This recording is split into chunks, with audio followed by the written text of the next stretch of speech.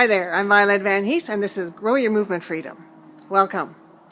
Today, with the help of my trusty crutches that I've had for the last 4 weeks and will have for another week or two here, looking at how to make walking feel easier. So if you feel that walking is tiring in some of your muscles or is hard in some of your muscles, this might give you some ideas of how to make it easier.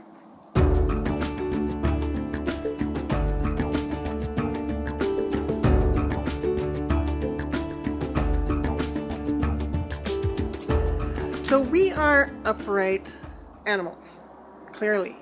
We don't walk on our hands and knees anymore, we walk on 2 feet.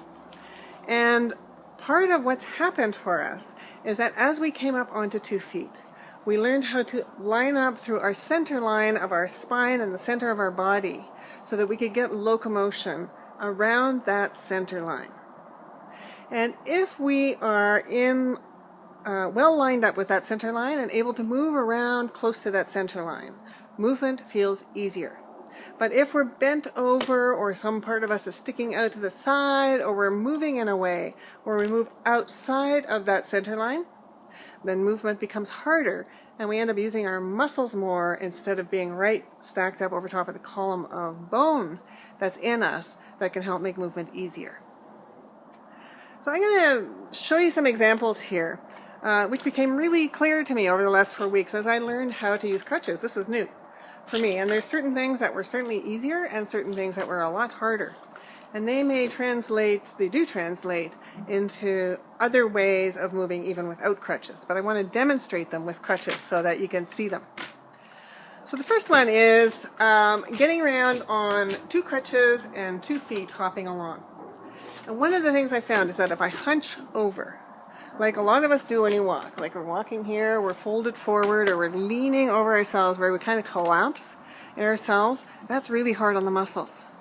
And it's hard on the muscles because we're out of the support line that's provided by our bones being lined up over top of each other. So as soon as we're kind of hanging forward or doing something where we're just sort of slouched rather than on top of bony support, the muscles have to do a whole lot more. And I really felt that. So I'm going to show it to you. I'm just going to tip the camera here. So when I was first doing this, I came out and I was kind of like this, right? So you kind of move along like this. Making small movements so you can see it. And what I've learned really quickly is this made my shoulders and my head really sore. So what I learned to do is to find out, can I get longer? Can I get a sense of being tall, and see if I can be over my crutches like that? So it looked more like, instead of being here, I sort of thought tall. And then I would kind of figure out, can I do it more from a place that feels tall? And that in itself started to make a big difference for me. It meant that my shoulders and neck didn't get as tight and as worn out from moving around. And that reminded me of how important it is to just think tall as an easy way for my body to organize. Because without having to think about do this, do that, do this, do that, all these things like that, right? Just simply thinking tall, my body gets this sense of tall and it starts to line up differently. So another thing that I'm now working with, because now I'm starting to be able to not have to go along with 2 crutches, 2 feet, because I can actually put weight on my foot that has the cast.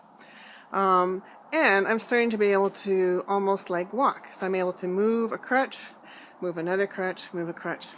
Those things.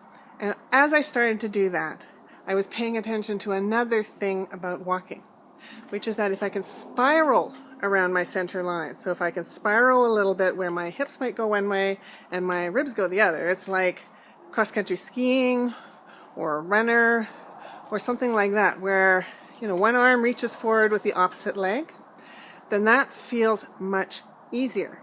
So I'm going to show it to you first and then I'll talk about it a little bit. So I'll show you this. I'm just going to tip the camera again.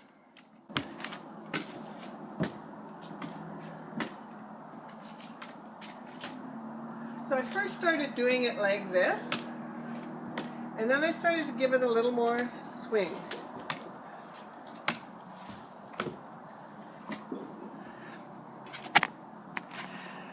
So in that, I don't know if you saw, I first started to do it kind of like a box on sticks, a little bit shuffling along. And then I started to think, well, I can give it a little bit bigger movement. And what this starts to feel like is a big stride, right? It's this sense of, I saw it in the sheep herders up in the Pyrenees Mountains. They could go over these long mountain ridges, and it looked like their legs were 10 feet long each. They had this beautiful long stride. That's because their pelvis was moving side to side as they walked, and the ribs were moving the other way. And it's like cross-country skiing.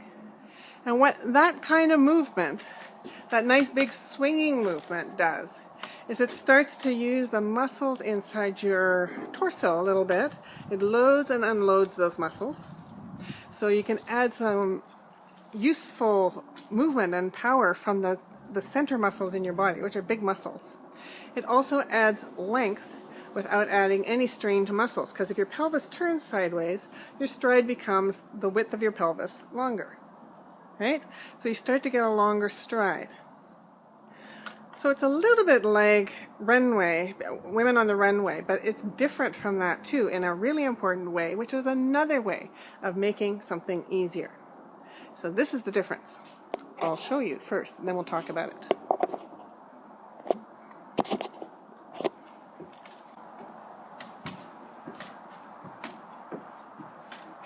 Here's the runway walk. Let's see if I can do it.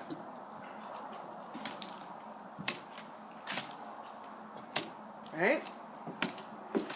And then here's the other one.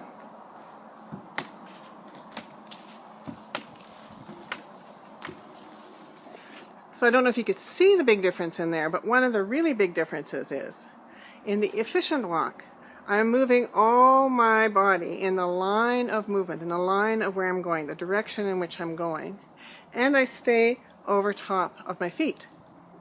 In the runway walk, I end up pushing out to the side, so my butt goes out to the side or something goes out to the side, which means that I'm falling sideways and sending work out that way instead of that way. So first of all, I have all that extra energy pushing the weight out to the side. And then I have to catch it with muscles so that I don't fall.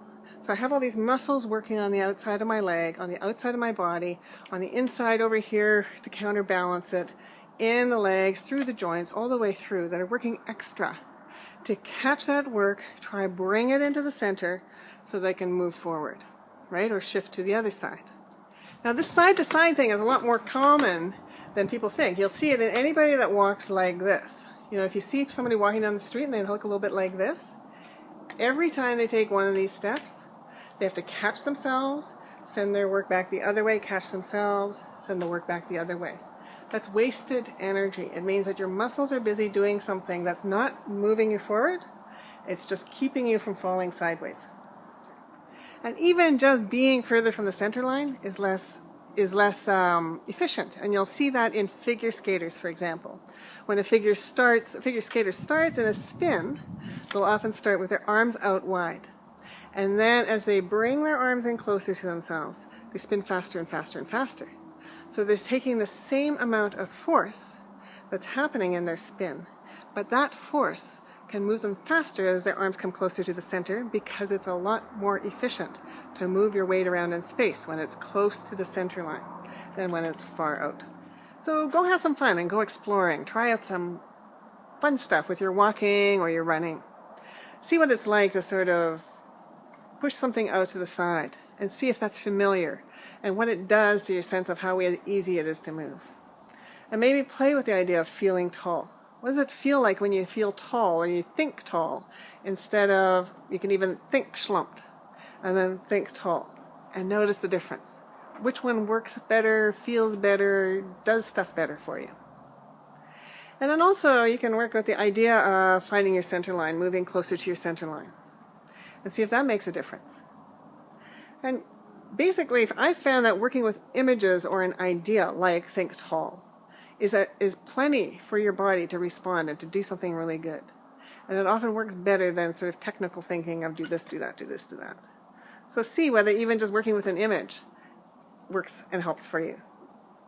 All right. So My website information, my contact information is right below. If you'd like to let me know what you're finding with this, or you have any questions, or you'd like to talk some more, get in touch. I'd love to talk with you some more.